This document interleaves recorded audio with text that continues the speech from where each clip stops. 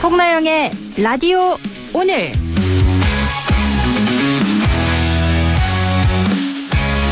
여러분 안녕하십니까? 송나영입니다. 김건희 국정농단 의혹을 수사해온 특별검사팀이 오늘 김건희 여사를 재판에 넘겼습니다. 전직 영부인이 구속 상태로 기소된 건 헌정사상 처음이며 전직 대통령 부부가 동시에 구속 기소된 것도 사상 첫 사례입니다. 특검팀은 오늘 김건희 여사에게 자본시장법 위반, 정치자금법 위반, 그리고 특정범죄 가중처벌법상 알선수재 혐의를 적용했다고 밝혔습니다. 도이치모터스 주가 조작 의혹과 정치 브로커로부터의 불법 여론조사 제공, 그리고 건진법사 등을 통한 금품 수수 등 크게 3가지 혐의입니다. 특검은 김 씨의 범죄 수익이 총 10억 3천만 원에 달한다고 보고 추징보전도 함께 청구했습니다. 수많은 의혹에도 줄곧 침묵으로 일관해온 김건희 여사가 이제 법정에서 자신의 혐의를 소명하게 됐는데요. 김건희 여사는 기소 직후 묵묵히 재판에 임하겠다고 밝혔습니다. 아무쪼록 진실이 제대로 드러나길 기대해봅니다. 안동문화방송 라디오 오늘 광고 듣고 시작합니다. 셰프 에드워드 리입니다. 나비엔과 매직이 만나 대한민국 주방이 쾌적해집니다. 초고화력 인덕션과 자동 연동되는 3D 에어후드, 미세 화력 조절까지 가능한 가스레인지와 스마트한 전기오븐, 전자레인지까지 새로운 주방 시스템의 탄생. 나비엔 매직. 경동 나비엔. 당신에 대한 응원이 당신을 위한 지원이 될 수 있도록 신용보증재단이 당신을 보증합니다. 대출 고민도 뚝, 이자 부담도 뚝, 미래 걱정도 뚝. 신용보증재단 중앙회와 17개 신용보증재단이 함께하니까 든든하시죠? 함께 우뚝 신용보증재단. 트럭도 금호로 버스도 금호로 튼튼한 타이어 금호로 기억해요. 타이어는 금호 KTS로 프리미엄 보증까지 트럭 버스 타이어는 금호 KTS로. 퇴직연금 경로 안내를 시작합니다. 부모님 병원비, 자녀 교육비 걱정을 지나 하나은행에 도착. 퇴직연금 받을 땐 은행권 최초 고용노동부 선정 2년 연속 우수사업자 하나더 넥스트 IRP. 어디서 모으셨든 퇴직연금의 도착지는 하나은행. 투자 전 설명 청취 및 약관 등 필독. 원금 손실 발생 가능 및 투자자 귀속. 8월 29일 금요일 라디오 오늘입니다. 일부 한 주간의 시사 이슈를 진단해봅니다. 최진봉의 시사 포커스 잠시 후에 만나보고요. 2부 이슈 오늘에서는 의성군 소식 알아봅니다. 잠시 후 의성군 홍보과 권기범 주무관 연결해 이야기 나눕니다. 이어서 과거의 정치사에서부터 현재 정치 현안까지 지역의 눈으로 바라보는 천용길의 정치 TMI 천용길 시사평론가와 함께합니다. 라디오 오늘 유튜브로도 다시 들을 수 있거든요. 많은 애청 바랍니다.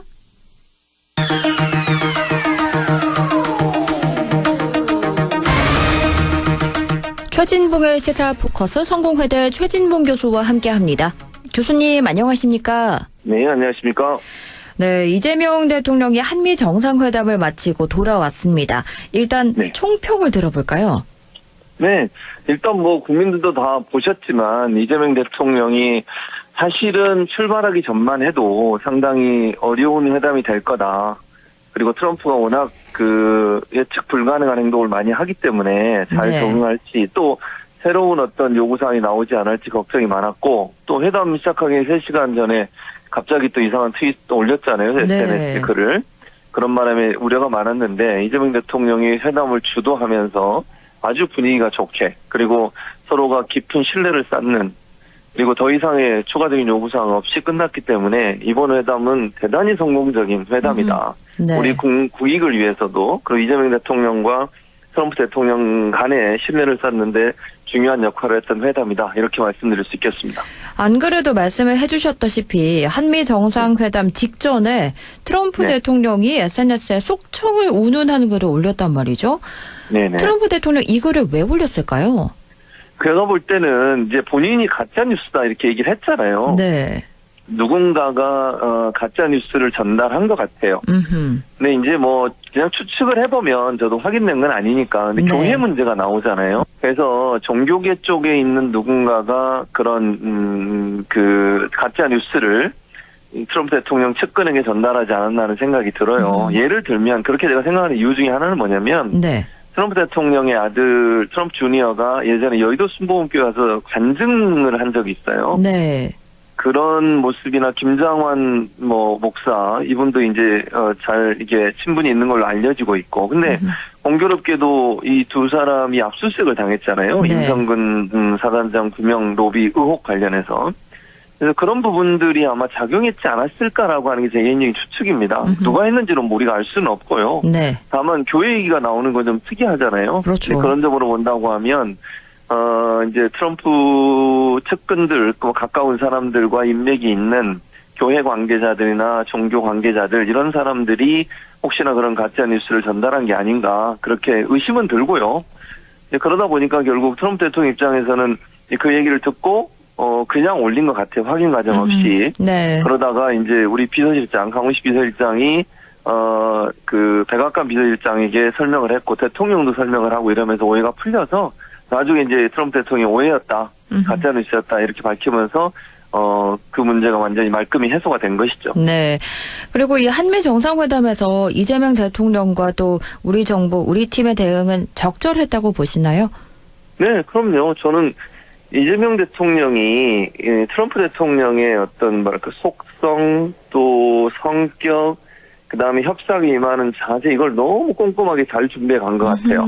네. 거래의 기술이라고 하는 트럼프 대통령이 쓴 책 있잖아요. 네. 그 책을 읽으면 줄까지 쳐가면서 이재명 대통령이 읽으셨더라고요. 그리고 이제 전략적으로 어떻게 접근하는지 한번 명확하게 파악하고 갔고 또 하나 도움이 됐던 게 일본을 먼저 방문했잖아요. 네. 그때 이시바 총리와 그 부부간에만 4명이서만 만남이 있었어요. 그때 대부분 나눴던 얘기가 트럼프 대통령이 어떤 스타일인지 왜냐면 이시바 일본 총리가 먼저 만나고 왔잖아요. 네, 네. 그 조언을 많이 해준 거예요. 아이디어도 주고. 네. 그게 엄청난 도움이 됐다는 거예요. 그러니까 이재명 대통령 입장에서는 거래의 기술이라는 책을 읽으면서 트럼프 대통령의 협상의 전략들을 어느 정도 파악하고 갔고 또 하나는 먼저 트럼프 대통령과 협상을 했던 이시바 총리가 조언을 많이 해줘서 철저히 준비하고 갔다.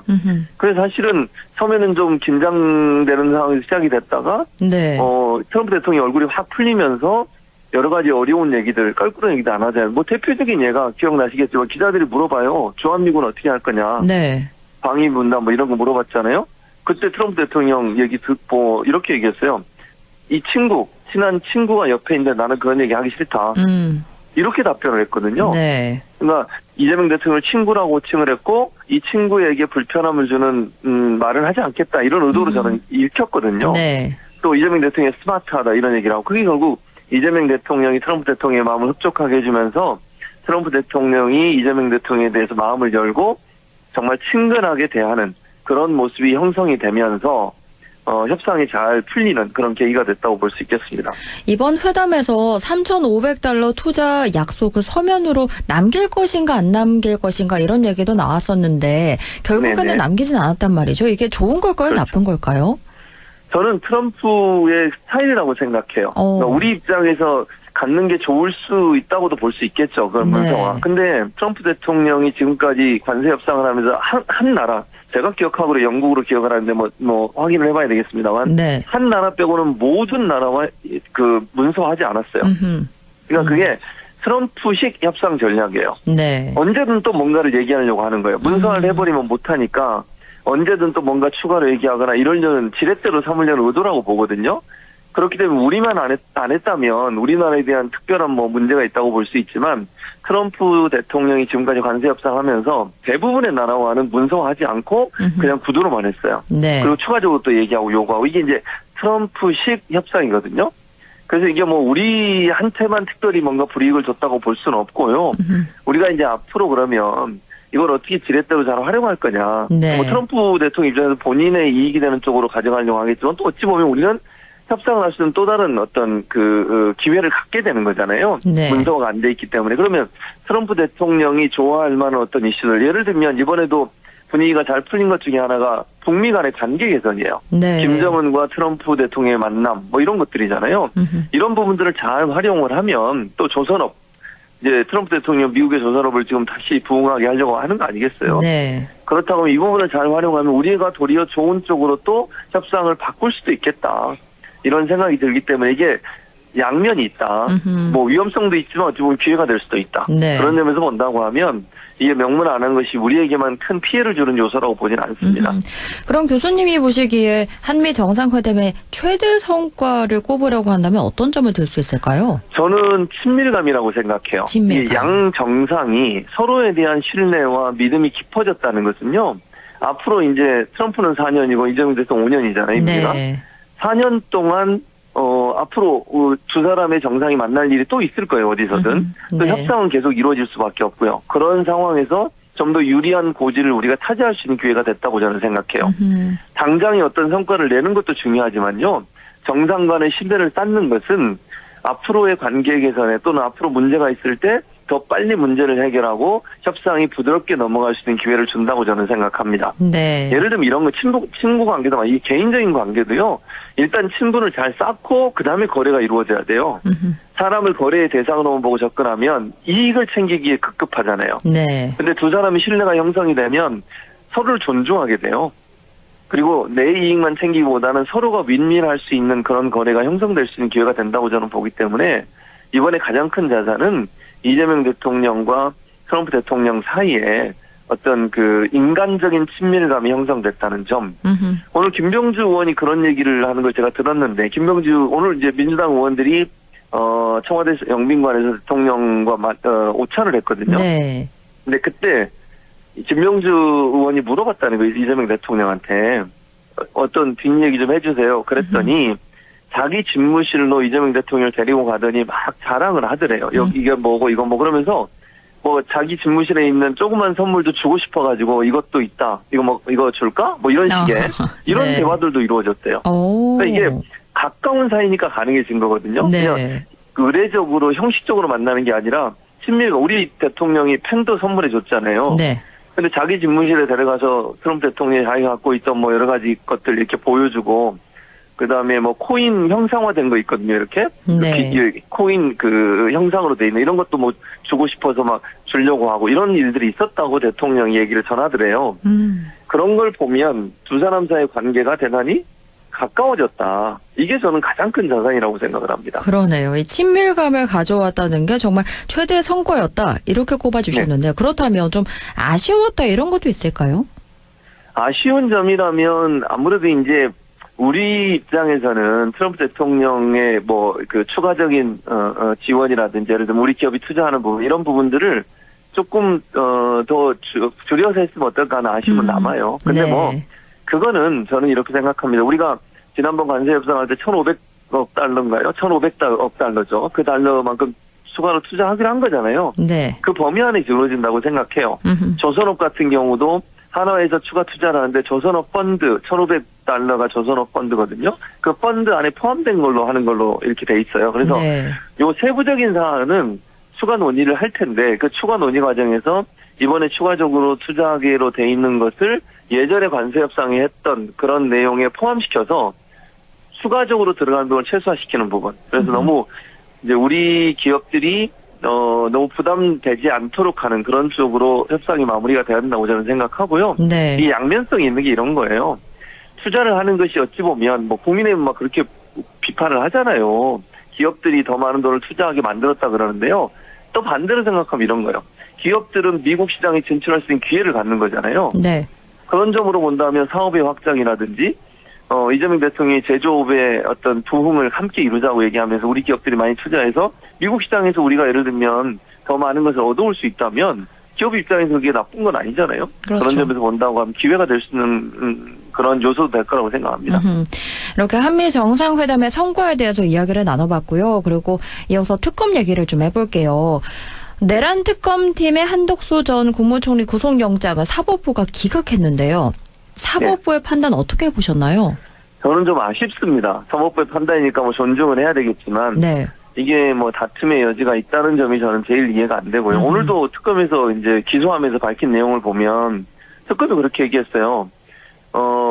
이 사인하는 거 있잖아요. 네. 이거 부서라고 그러는데 예를 들면 회의에 참석하면 참석했다는 증명으로 사인을 하거든요. 국무위원들이. 네. 근데 내랑 관련해서 회의가 뭐 짧게 이루어졌는데 그 국무위원들이 사인을 거부했다는 거예요. 나는 할 수 없다 이거. 이런 회의 같지도 않고 제대로 의제나 이런 것도 미리 얘기가 안 된 상태에서 국무회의라고 볼 수 없기 때문에 사인을 할 수 없다고 했더니 한덕수 총리가 그걸 사인을 하라고 얘기를 했다는 거잖아요. 네. 그거는 이 비상계엄이라고 하는 내란 행위를 합법화시켜주는 의도로 보이는 장면이에요. 저는 그렇게 이해가 되고요. 또 하나는 본인이 여러 번 위증을 한 게 있잖아요. 그렇죠. 예를 들면 본인은 비상계엄 선포문을 본 적이 없다. 그런 지금 특검이 본 CCTV 내용을 미리 받은 걸로 보이고, 그리고는 나중에 이걸 또 정당화시키기 위해서 나중에 사후에 포고문에 사인까지 했잖아요. 물론 나중에 폐기를 했습니다만. 네. 이런 여러 정황으로 보면 증거인멸의 가능성이 높다고 저는 보이거든요. 근데 이번에 그 정재욱 판사는 그게 증거인멸의 가능성이 낮다고 봤고, 그 다음에 범죄 혐의에 대해서도 다툼의 여지가 있다 이렇게 얘기를 했어요. 네. 그 부분이 저는 이해가 안 돼요. 왜냐면 지금의 여러 상황을 보면 특검의 말이 저는 설득력이 있다고 보거든요. 그렇죠. 그러니까 불법적인 내란을 합법화시켜주기 위해서 절차나 아니면 형식을 갖춰주려고 하는 노력을 한 게 아닌가 이런 의심이 강하게 들어서 좀 아쉽고요. 왜 재판부가 그렇게 판단했는지 모르겠지만 결론적으로 말씀드리면 그런 판단은 상식적인 선에서는 좀 이해하기 어려운 판단이 아닌가 이런 생각이 듭니다. 그렇죠. 그리고 또 국민의힘 권성동 의원에게도 어제 구속영장이 청구됐는데요. 권 의원이 불체포 특권 뒤에 숨지 않겠다 이렇게 말은 했는데 영장 발부될까요? 어떻게 보십니까? 저는 영장이 발부될 가능성이 높다고 생각해요. 다른 것보다 증거가 너무 많아요. 네. 그리고 본인은 부인하지만 돈을 줬다는 사람은 인정을 하고 있지 않습니까? 그렇죠. 지금? 그런 상황이기 때문에 받은 사람은 당연히 부인하죠. 누가 내가 돈 받았습니다 이렇게 얘기하겠어요. 그건 당연히 근데 준 사람이 줬다고 얘기하고 있고 또 문자 이런 게 있잖아요. 네. 또 메모 같은 게 있고 이건 정확한 증거예요. 이런 증거들이 있기 때문에 제가 볼 때는 권성동 의원은 구속을 피하기 어려울 거다. 너무 증거가 많고 그리고 보면 권성동 의원이 차명폰 보좌관 이름으로 만든 전화기로 계속 통화를 시도하잖아요. 네. 사건 터지고 나서.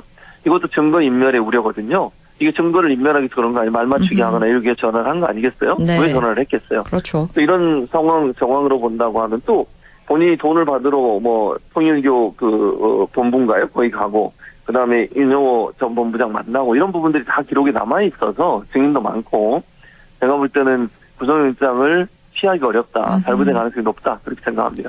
또 김건희 여사가 헌정 사상 처음으로 역대 영부인 중에 구속 기소가 됐는데요. 재판에 임하겠다는 이 태도 어떻게 보셨습니까? 아니 저는 그냥 잘 안 믿어요. 죄송한 얘기지만 김건희 네. 여사의 말을 신뢰하지 않거든요. 네. 마지막 글이라고 자기가 기소가 되니까 얘기를 했더라고요. 근데 열심히 임하겠다고 했는데 그러면 제가 이렇게 물어볼게요. 본인이 특검에 나와서 계속 답변 안 하고 어떻게 했습니까? 계속 묵비권 행사했잖아요. 그게 성실히 수사에 임하는 태도인가요? 네. 저는 아니라고 보고요. 두 번째, 거짓말을 계속 한다고 저는 보거든요. 왜냐면 증거들은 명확하게 또 서희건설 회장 같은 경우도 본인이 줬다고 얘기하는데 아니라고 거짓말 하잖아요. 네. 본인은 물론 본인 주장이지만. 그래서 이런 것들을 보면 성실하게 재판에 임하기보다 본인이 어떻게 해서든지 죄를 벌을 감해보려는 시도를 할 거다. 그래서 저는 그것이 진실을 밝히는데 노력한다고 본인은 말할지 모르지만 그렇게 하지 않을 거라고 보고요. 본인한테 유리한 환경을 만들기 위해서 수단과 방법을 가리지 않고 본인의 범죄 행위를 축소시키거나 감추려고 할 의도가 있겠다. 이런 생각이 듭니다. 그나저나 국민의힘은 전당대회에서 결국 장동혁 의원이 신임 대표로 선택이 됐습니다. 친한파가 분당한다 이런 얘기도 나오고 있는데 앞으로 국민의힘 어떻게 될 거라 보시나요? 저는 분당될 가능성도 있다고 생각해요. 이제 분당이라는 개념이 당이 이게 나눠진다는 개념보다는 신당 창당을 외부에서 하지 않을까 이런 일부가 나와서 그런 예상은 돼요. 왜냐하면 장동혁 대표가 지금 극우 세력과 손을 잡고 이제 소위 전환기 씨로 대표되는 그러면서 극우적 성향을 보이는 그런 모습을 보이고 있고. 친한계에 대해서 나가라까지 얘기를 했었고. 그리고 최근에는 한동훈 전 대표에 대한 이제 당무 감사를 하겠다는 거 아닙니까? 그렇죠. 이렇게 되면 친한계가 반발할 수밖에 없죠. 그리고 이제 친한계가 그래서 만약 밖으로 나오게 되면 홍준표 전 시장, 이준석 대표가 이끄는 개혁신당 이렇게 나머지 보수 진영들 함께 모여서 새로운 당을 창당할 가능성은 남아있다고 저는 생각합니다. 그래서 지금 현재는 뭐 그게 분당이라는 표현이라면 뭐 저는 그렇게 갈 가능성은 남아있다고 보고요. 앞으로 점점점 이제 국민으로부터 외면당하는 그런 모습을 보일 가능성이 높아지고 있다. 그렇게 생각합니다. 그리고 이재명 대통령이 여야 지도부와의 회동을 추진하도록 지시를 했는데요. 장동혁 대표가 단독 회담을 요구하고 있단 말이죠. 단독 회담 요구에 이재명 대통령이 응해 줄까요? 저는 반반이라고 생각해요. 반반. 왜 제가 반반이라고 생각하냐면 원칙으로 하면 그렇게 하면 안 돼요. 네. 저는 그렇게 보거든요. 왜냐면 이게 무슨 국민의힘이 가장 의석수가 많은 정당도 아니고 제1야당이긴 하지만 민주당보다 의석수가 한참 적잖아요. 그렇죠. 그런 정당의 대표를 개인적으로 만든. 그건 제가 볼 때 명백한 건 장동혁 대표는 본인이 이제 그렇게 해서 대통령과 단독 만났다 이러면서 이제 여러 가지 얘기를 하면서 본인의 어떤 이미지와 인지도를 끌어올리려는 시도라고 생각해요. 네. 그렇기 때문에 저는 원칙으로 하면 안 하는 게 맞다. 그건 같이 불러야 된다라고 하는 게 원칙적인 입장에 제가 드리고 싶은 말씀이고 반반이라고 얘기한 건 그럼에도 불구하고 이재명 대통령은 만날 수도 있다라고 생각해요. 왜냐하면 이재명 대통령은요 사심이 없이 정말로 야당 대표 만나서 뭔가 협치를 해보려는 시도를 하고 싶은 거예요. 근데 그게 본인이 요구하는 거, 그러니까 이재명 대통령 입장에서 이해가 안 되는 행동이라 하더라도 장동혁 대표가 그거 아니면 안 만난다고 계속 버티면 만남을 위해서라도 본인이 양보할 가능성이 저는 있다고 봐요. 네. 그러니까 그만큼 이재명 대통령은 야당과의 협치의 모습을 국민들에게 보여주려고 노력할 거다. 그런 차원에서 저는 이재명 대통령이 양보할 가능성도 남아있다. 그래서 저는 반반이라고 생각합니다. 이렇게 단독 회담이 이루어질지도 한번 지켜봐야겠고요. 그리고 마지막으로 오늘 검찰 개혁안을 두고 공방이 계속 이어지고 있습니다. 네. 이문정 서울동부지검장이 정성호 법무부 장관의 검찰개혁안을 겨냥해서 비판을 쏟아냈는데 검찰개혁안이 눈 가리고 아웅하는 수준이다. 정 장관조차도 검찰에 장악돼 있다. 이런 표현을 썼는데 개혁안이 만족스럽지 않다는 뭐 그런 의미일까요?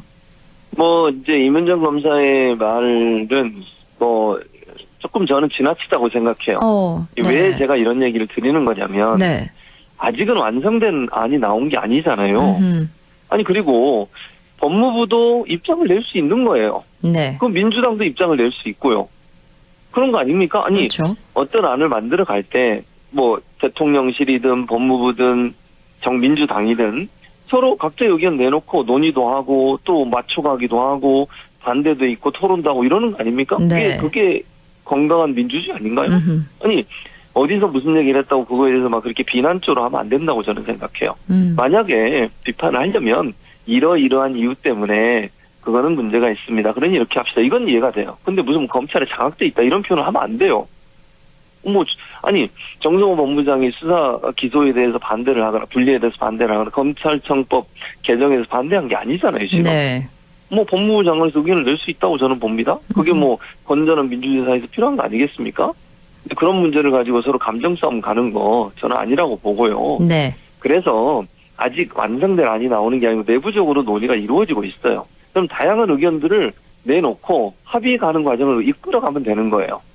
저는 큰 틀에서 어제도 정성호 법무장관이 그런 얘기 했잖아요.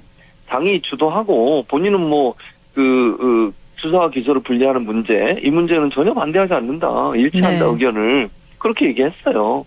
그러면 이 문제 가지고 자꾸 이렇게 이문정 검사처럼 이런 얘기 해버리면 또 갈등한다고도 언론은 보도할 거 아닙니까? 그렇죠. 이게 누구한테 도움이 되겠어요? 저는 아니라고 보고 아직 완성된 안이 나오지 않았으니 충분히 논의하고 또 논쟁도 하고 토론도 하고 반대 입장도 내고 이러면서 좀 더 좋은 안으로 가는 거 그것이 바람직한 민주주의 절차가 아닌가 이런 생각이 듭니다. 네, 이렇게 오늘도 정치권 이야기 이모저모 나눠봤습니다. 지금까지 최진봉의 시사포커스 성공회대 최진봉 교수와 함께했습니다. 오늘 말씀 잘 들었습니다. 고맙습니다. 네, 감사합니다.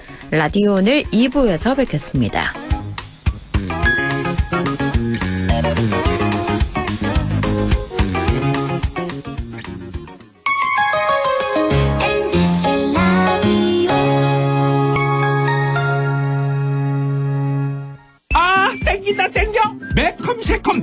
고소한 맛, 무침에는 역시 땡기네 가오리. 장례식장 등 각종 대소사 최고의 인기 메뉴 땡기네 가오리. 물이 생기지 않아 언제 어디서든 포장, 배달, 택배 모두 가능한 안동 땡기네 가오리. 054-852-4988. 한순간에 일어나는 금융사기 예방과 대처법 알려드립니다. 첫 번째, 매일 문자 메시지에 있는 확인되지 않은 링크는 클릭하지 마세요. 개인정보 유출의 통로가 될 수 있습니다. 두 번째, 주민등록번호, 통장 비밀번호 등 개인정보를 전달하지 마세요. 대한민국의 공공기관에서는 전화나 문자 메시지로 개인정보를 요구하지 않습니다. 세 번째, 금융사기 피해가 의심된다면 112에 신고하고 해당 은행 고객센터에 전화하세요. 해당 계좌의 지급정지를 요청할 수 있습니다.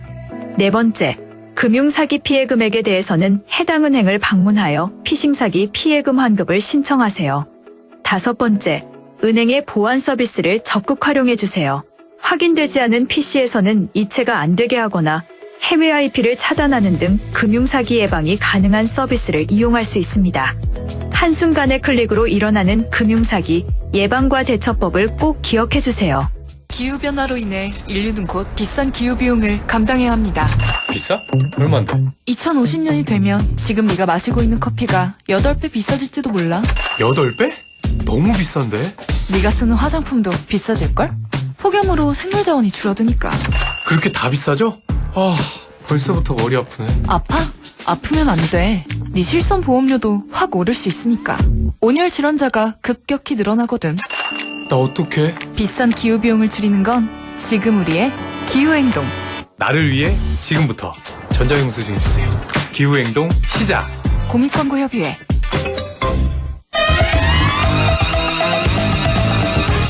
들고 나와요. 우린 친구예요.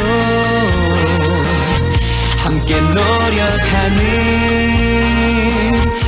MBC와 함께 100.1 MBC 라디오. 6시 32분 19초 지나고 있네요. 이슈 오늘입니다. 오늘은 의성군 소식 알아볼 텐데요. 주말만 지나면 이제 9월입니다. 9월에는 의성에서 마늘축제가 펼쳐지는데요. 의성군 홍보과 권기범 주무관 연결해 이야기 나눕니다. 주무관님 안녕하십니까? 네, 안녕하십니까. 의성군청 홍보과 권기범 인사드립니다. 네, 의성 마늘축제가 9월에 열린다고요? 예, 의성의 대표 축제 슈퍼푸드 의성 마늘축제 소식입니다. 올해 마늘축제는 9월 26일 금요일부터 9월 28일 일요일까지 총 3일간 의성읍 구봉공원에서 개최됩니다. 네. 의성 마늘 요리대회, 농특산물 판매, 먹거리 부스 운영, 그리고 오징어 게임에 나오는 딱지치기, 팽이 돌리기, 제기차기, 슈퍼 낮잠 자기 대회 등 여러 가지 게임도 준비되어 있고 축제 기간 동안 저녁에는 유명 가수들과 함께 라이브 콘서트도 같이 즐기실 수 있습니다. 그렇군요. 정말 다양한 프로그램이 많이 준비된 슈퍼푸드 의성 마늘축제인데요. 슈퍼 낮잠 자기 대회가 제 귀에 딱 들어왔는데 굉장히 생소한데 말 그대로 낮잠을 자는 프로그램 이렇게 보면 될까요? 네, 사실은 대회라기보다 그냥 힐링 공간으로서 축제장 소무대 앞쪽에 낮잠을 잘 수 있도록 공간을 만들어놨습니다. 네. 축제 오시는 분들 힘드시거나 피곤하실 때 누워서 쉬시거나 주무시고 계시면 의성군청에서 마스크팩과 음료를 나눠드립니다. 저도 땡땡이 치고 잠을 잘 예정입니다. 그렇군요. 요즘 멍 때리기 대회 이런 것도 정말 큰 호응을 얻고 있는데 낮잠 자기 대회 정말 재밌을 것 같죠. 많은 분들 참여해 보시면 좋겠고요. 그리고 요즘 달리기가 유행입니다. 마라톤 대회도 열린다고요? 예, 마늘축제, 축제에 오시면은 마라톤도 즐기실 수 있습니다. 마라톤은 9월 27일 토요일 의성 종합운동장에서 오전 8시에 집결해서 준비운동도 하고 종합 코스도 안내받은 뒤에 9시에 출발합니다. 네. 코스에는 5km 코스와 10km 코스가 있기 때문에 가족과 함께, 연인과 함께, 친구와 함께 건강을 위해서 가볍게 달려보는 것도 좋을 것 같습니다. 더 자세한 내용은 인터넷에 2025년 의성 마늘축제 검색하시면 상세하게 나와 있으니까 참고하시면 좋을 것 같습니다. 네, 슈퍼푸드 의성 마늘축제가 9월 26일 금요일부터 28일 일요일까지 3일간 개최됩니다. 의성에서 마음껏 놀다 가시면 좋겠고요. 그리고 다음 소식은 의성군 대표 온라인 쇼핑몰 의성장날에서 세일 페스타를 진행한다는 소식이네요. 예, 의성군 온라인 쇼핑몰 의성장날에서 장날이 9월 30일까지 의성 세일 페스타를 진행합니다. 행사 기간 동안 의성 장날에서 판매하는 모든 품목을 최대 20% 할인하고 축산물은 최대 10%까지 할인이 됩니다. 의성에서 생산되는 좋은 농축산품들을 할인된 가격에 만나실 수 있으니까 많은 분들께서 이용해 주시면 감사하겠습니다. 이번 행사가 가장 규모가 크고 또 소비자 반응이 높은 행사라고 하니까요. 농가도 살리고 신선한 농축산품도 합리적인 가격에 만나보시면 좋겠습니다. 그리고 의성 컬링센터에서 국제 엘리트 여자 컬링 투어 대회를 시작했다고요? 예, 어제인 8월 28일부터 8월 31일 일요일까지 의성 컬링센터에서 국제 엘리트 여자 컬링 투어 대회를 개최했습니다. 이번 대회는 아시아 5개국, 한국, 중국, 일본, 대만, 홍콩 총 10개 팀이 60명의 선수단이 구성되어 출전했습니다. 컬링장에 가시면 직접 직관도 가능하니까 의성 선수들이 좋은 성적 낼 수 있도록 많은 응원 부탁드립니다. 8월 31일까지니까 3일 정도 남았는데요. 직관 가능하다고 하니까요. 컬링에 관심 있는 분들 직접 가보셔서 보는 것도 재미있는 추억이 될 것 같습니다. 그리고 다음 소식 살펴볼게요. 의성군 지역의 대표 역사 인물인 수토사 장안상을 소재로 독도장군 장안상을 뮤지컬로 선보인다고 하는데요. 언제부터 언제까지 만나볼 수 있나요?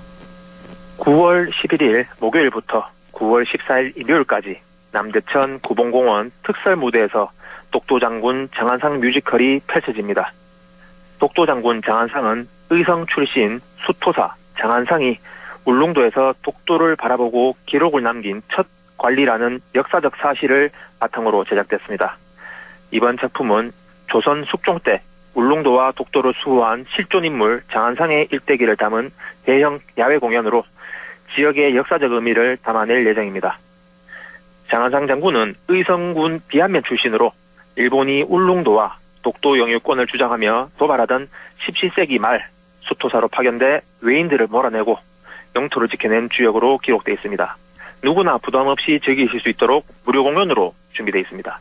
아주 재미있게 준비됐으니까요. 많은 관람 부탁드리겠습니다. 네, 무료라고 하니까요. 9월 11일 목요일부터 14일 일요일까지 의성 남대천 구봉공원에서 펼쳐지는 독도장군 장안상의 일대기 뮤지컬로 즐겨보시면 좋겠습니다.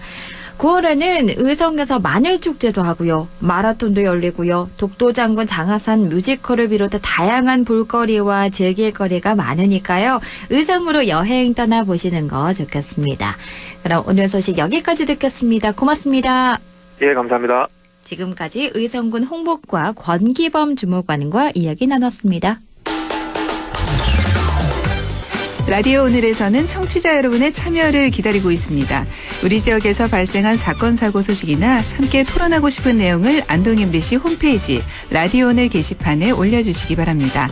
전화와 문자 참여도 하실 수 있습니다. 전화는 851국에 7191번, 문자는 샵 0913번으로 보내주시면 됩니다.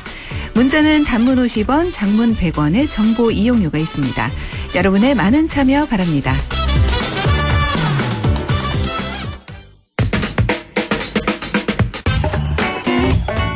천용길의 정치 TMI 천용길 시사평론가 연결합니다. 안녕하십니까? 네, 안녕하십니까? 네, 오늘 정치 TMI 주제는요? 네, 이번 주 25일이었죠. 이재명 대통령이 취임한 이후에 첫 이 한미 정상회담을 진행했습니다. 이 한미 정상회담의 이 포인트들을 한번 살펴보고 역대 한미 정상회담과의 좀 차이까지 한번 분석해 보겠습니다. 네, 일단 이번 주 내내 한미 정상회담 얘기를 계속해서 해오고 있는데요. 한미 정상회담만 다루는 코너는 또 이번이 처음이거든요. 하나하나 세세하게 다뤄보도록 하겠습니다. 일단 정상회담이 열리기 직전 3시간 전에 트럼프 미국 대통령이 SNS에서 한국에서 무슨 일이 일어나고 있나, 숙청 또는 혁명이 일어난 걸로 보인다. 우리는 그곳에서 사업을 할 수 없다. 이런 메시지를 올렸는데 그래도 긴장감이 고조됐어요? 맞습니다. 회담 3시간 전에 생각해보면 국가 간의 외교 정상회담을 앞두고 이런 메시지를 남기는 것 자체가 사실 통상적이거나 일반적이지는 않습니다. 그렇죠. 때문에 트럼프 미국 대통령이 혹시 정상회담 내용 중에 이런 내용들을 좀 언급하면 어떻게 될까 많은 우려가 있었습니다. 이 한국과 미국의 일부 극우 인사들이 지금 주장하고 있는 윤석열 전 대통령 탄압하고 있다. 그리고 이 부정선거가 있었다. 이런 내용들을 떠올리게 했었는데요. 네. 이 트럼프 대통령이라는 예외 상황 때문에 좀 긴장이 고조되었던 것은 사실이지만 다행히 이재명 대통령이 이와 관련한 상황을 설명하면서 잘 마무리가 됐고, 앞서서 회담 직전에 강훈식 비서실장이 이 미국 백악관 비서실장을 직접 만나서 이와 관련해서도 충분히 해소를 하면서 일단은 하나의 해프닝으로 마쳤는데, 이 한국과 미국의 이 극우 개신교 단체들 간에 서로 연계가 있다라고 하는 점은 분명 좀 확인되지 않았나 싶습니다. 네. 그러면 이 회담 전후에 우리 정부의 대응은 어떻게 평가하시나요? 네, 앞서 언급했던 것처럼 이 강훈식 비서실장이 와이스 비서실장을 회담 1시간 전에 만나서 상황을 설명했던 부분도 이 준비가 좀 철저하지 않았나 이렇게 볼 수가 있겠고요. 이 두 가지 정도 확인이 됐던 것 같습니다. 일단 트럼프 대통령의 지지 세력 내에도 이 소위 마가라고 불리는 이 부정선거 음모론을 펼치는 분들이 있거든요. 이들과 이 국내에서 이 부정선거 음모론을 펼치는 이들이 좀 소통하고 있다는 걸 다시 한번 좀 확인할 수 있었고요. 이 두 번째는 이 트럼프 대통령의 경우에 윤석열 전 대통령과는 좀 다른 측면을 확인할 수 있었던 것 같습니다. 그러니까 윤 전 대통령을 보면 부정선거 음모론 이야기를 하고 이 비상계엄을 선포하면서 소위 이 극우 유튜버들의 이야기에 많이 좀 경도됐다라고 하는 평가가 나오는데, 트럼프 대통령은 그런 지지층의 의견을 듣긴 하지만 결국 선택은 내가 한다라고 하는 걸 이 주변에서 이야기를 하더라도 이재명 대통령과 만나서 이야기를 들어보니 그건 오해였다. 잘 해결되기 바란다. 이런 메시지를 냈거든요. 이게 트럼프 미국 대통령이 가지고 있는 하나의 좀 특성을 또 한 번 확인할 수 있었던 대목이었습니다. 그러네요. 그리고 우리가 걱정했던 점이 전에 나름대로 협의를 했던 부분을 트럼프 대통령이 얼마나 바꿀까, 또 이번에 어떤 요구를 할까 이런 거였는데요. 방위비 협상이라든가 농축산물 개방 같은 걸로 압박하지 않을까 했는데 이건 어떻게 보셨나요? 네, 일단 공개된 한미정상회담에서는 이런 내용들이 일절도 나오지가 않았고요. 또 한편 한미정상 간의 회담은 했지만 뭐 공식적인 합의문, 선언문을 작성한다든가 하는 것도 이번 정상회담에서는 없었습니다. 그래서 한 가지를 좀 주목해서 보시면 좋을 것 같습니다. 그러니까 트럼프 대통령은 이 외교 무대를 본인의 정치적 입지, 이 국내에 떨어지고 있는 지지율을 좀 회복하는데 사용을 많이 했습니다. 이재명 대통령이 이번에 이 에이펙 정상회의 초청을 언급하면서 이 트럼프 대통령이 한국에 와서 피스메이커 역할을 해달라. 내가 이 페이스메이커가 되겠다. 그러니까 김정은 위원장을 초청해서 만나보면 어떻겠냐 이야기를 꺼내면서 주도권을 트럼프 미국 대통령에게 넘겼습니다. 그러니까 보조자 역할을 하겠다라는 이야기를 꺼내면서 이 트럼프 대통령의 표정도 밝아졌고, 이때부터 정상회담 간의 분위기가 확 좀 달라진 걸 확인할 수 있었습니다. 아무래도 트럼프 대통령이 이 우크라이나 러시아 간의 전쟁도 뭔가 되는 듯 싶었는데 외교적 성과를 마침표를 찍지 못했는데, 한미 정상회담에서 트럼프 대통령을 좀 지켜 세우면서 역할을 해주다 보니 이런 부분이 좀 작용한 걸로 보이는데, 무역이나 관세에 대한 이야기는 굳이 꺼내지 않게 됐던 것 같습니다. 네. 그리고 경북 지역 입장에서 보면 이 부분이 좀 기분이 좋을 수 있었던 부분인데 네. 에이펙 정상회의가 경북 경주에서 열리지 않습니까? 그렇죠. 예, 이 자리에 트럼프 대통령, 시진핑 주석이 참석을 하고 거기에다가 언급됐던 김정은 북한의 국무위원장까지 오게 되는 이벤트가 열린다면 뭔가 뜻깊은 자리가 되지 않을까 이런 기대도 해보게 됐습니다. 실제로 김정은 북한 국무위원장이 방문을 할까요? 어떻게 보시나요? 네, 우리 정부에서는 과한 기대는 하지 않는 것이 좋다라고 하는 게 지금 현재 시각인 것 같습니다. 네. 그 위성락 안보실장이 기대치를 너무 높게 잡아서 자꾸 언급하는 것은 좋지 않고 북의 호응을 담담하게 기다리는 것이 낫다고 생각한다고 밝혔거든요. 다만 트럼프 대통령이 한미 정상회담 중에 나는 김정은과 좋은 관계를 유지하고 있다는 이야기를 하기도 했고 또 27일 한미 정상회담 직후에 조선중앙통신이 발표한 성명을 보면 이재명 대통령에 대해서는 비난의 메시지를 내긴 했지만 트럼프 대통령을 향해서는 언급 자체를 하지 않았거든요. 비난을 하지 않았습니다. 그렇다면 이 북미 간의 대화 가능성은 좀 북한 입장에서도 열어놓고 있는 것 아닌가. 그러면 이 북미 간에 그리고 한반도에서 김정은 위원장의 방문도 가능성 자체는 현재로서는 열려 있다고 볼 수 있지 않을까 예상을 해볼 수 있겠습니다. 그렇군요. 일단 우리 정부는 담담하게 북의 호응을 기다리는 태도를 취하고 있다라고 말씀을 네. 해주셨고 그리고 앞서서도 말씀을 해주셨는데 공식적인 문서를 남기지 않았거든요. 네. 이를 두고 야당에서는 합의문도 작성되지 않았고 빈손으로 돌아왔다 이런 맹비난을 펼치던데 이건 어떻게 네. 보시나요? 네, 이게 그 윤석열 전 대통령이 첫 한미 정상회담을 했을 때 그리고 한국에서 먼저 했었거든요. 네. 2차로 워싱턴에 가서 정상회담을 하면서 이 공동 합의문을 발표를 했었습니다. 그래서 이 윤석열 정부 때 국민의힘 정부 때는 했었는데 지금 안 한 것은 성과가 없지 않냐.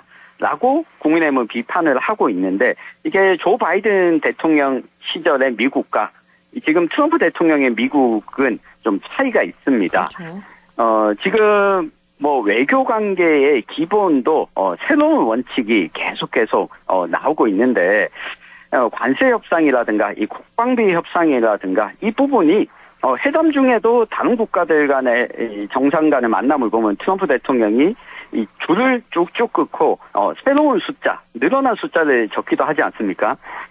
만약 문서로 남겨놓고 나면 사실 우리 입장에서는 이 문서 내용에 구속되어서 압박받을 가능성도 매우 큽니다. 그러니까 미국 트럼프 대통령 입장에서는 문서로 남겨놓은 걸 안 지켜도 그만이지만 우리 입장에서는 참 서글프지만 여기에 구속될 수밖에 없다는 측면이 있습니다. 그런 면에서 보면 우리가 미국과의 관세 협상이라든가 국방비 추가 부담이라든가 이런 부분들에 있어서 좀 시간을 벌었다라고 좀 볼 수 있는 측면이 있는 것 같습니다. 그렇군요. 전임 정부 얘기가 나와서 그런데요. 전임 윤 전 정부 당시에 한미 정상회담과 비교한다면 어떤 게 달랐나요? 네, 가장 큰 점은 아무래도 파트너가 달랐다라고 하는 점입니다. 네. 그러니까 윤 전 대통령이 한미 정상회담을 총 3차례 했는데 취임 직후에는 바이든 대통령이 서울에 방문해서 한 번, 또 2023년, 24년 각각 한 번씩 진행을 했습니다.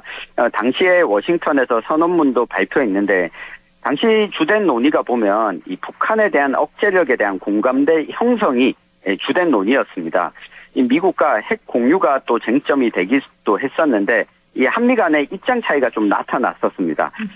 이번 정상회담보다는 긴장감이 상대적으로 덜한 상황이었고 네. 이 북한과 미국과의 이 대화 가능성 자체가 좀 크지 않았다라고 하는 측면에서 끝나고 나서 기대감은 이번에 한미 정상회담 이유가 조금 더 국내에는 남아있지 않았나 평가해 볼 수 있겠습니다. 그럼 1기 트럼프 정부 시절은 문재인 대통령 때였는데 그 당시와 네. 비교하면 어떤가요? 네, 당시 참 자주 만났었거든요. 문재인 대통령과 트럼프 대통령이 9번이나 만났습니다. 그리고 차이점이 있다면 당시에 문재인 대통령은 첫 해외 순방지로 미국으로 정했는데 핵심 의제가 역시 이 북핵 문제였습니다. 그 다음에 들어서면서 남북 대화가 재개가 됐고 문재인 대통령이 한반도 중재자 역할을 하겠다 자임을 했었습니다. 그런데 이게 결과적으로 2019년 북미 정상회담이 최종 결렬되면서 결과론적이지만 문재인 정부에 좀 힘이 빠지게 되는 계기가 되기도 했었습니다. 아마 이번에 이재명 대통령이 이 중재자가 아니라 옆에서 보조하는 페이스메이커 역할을 맡겠다라고 하는 것도 이때 정상회담에 좀 이 반추가 있었지 않았나. 그런 면에서 우리 정부의 역할을 조정했다라고 하는 이 비교도 가능할 것 같습니다. 그렇군요. 1기 트럼프 대통령 시절 정상회담과는 분명히 변화가 있었다는 건데 그럼 또 다른 부분도 있을까요? 네, 뭐 한미 정상회담 가운데 이 한일 관계에 대한 우려를 트럼프 대통령이 직접 언급을 했습니다. 그러자 이재명 대통령이 한미일 협력을 매우 중시하기 때문에 회담 전에 일본과 만나서 이 걱정할 문제를 정리했다고 봐주시면 좋겠다. 이 이야기를 했거든요. 사실 이 부분도 굉장히 이례적인 일이었습니다. 미국이 아니라 일본을 첫 방문지로 선택했다는 것. 그리고 이와 동시에 박병석 전 국회의장을 특사로 중국에 동시에 또 보냈습니다. 그러니까 2005년 부산 에이펙 정상회의 때도 한미 정상 간의 만남이 있었는데 이것까지 좀 놓고 우리 정부가 외교에 있어서 그동안 좀 부족했던 부분들을 좀 보충하려고 했던 대목을 확인할 수가 있었고요. 아마 올해 11월에 있을 에이펙 정상회의 때 한미 간의 2차 정상회담이 좀 열릴 걸로 예상이 되는데 이때가 이 고비이자 기회가 되지 않을까 예상해 볼 수 있겠습니다. 그렇군요. 올해 11월에 열릴 경주 에이펙 정상회의가 고비이자 또 기회가 되지 않을까라고 본다고 말씀을 주셨습니다. 이렇게 오늘은 한미 정상회담 요소들을 하나하나 뜯어서 살펴봤습니다. 지금까지 천용길의 정치 TMI 천용길 시사평론가와 함께했습니다. 오늘 말씀 잘 들었습니다. 고맙습니다. 감사합니다.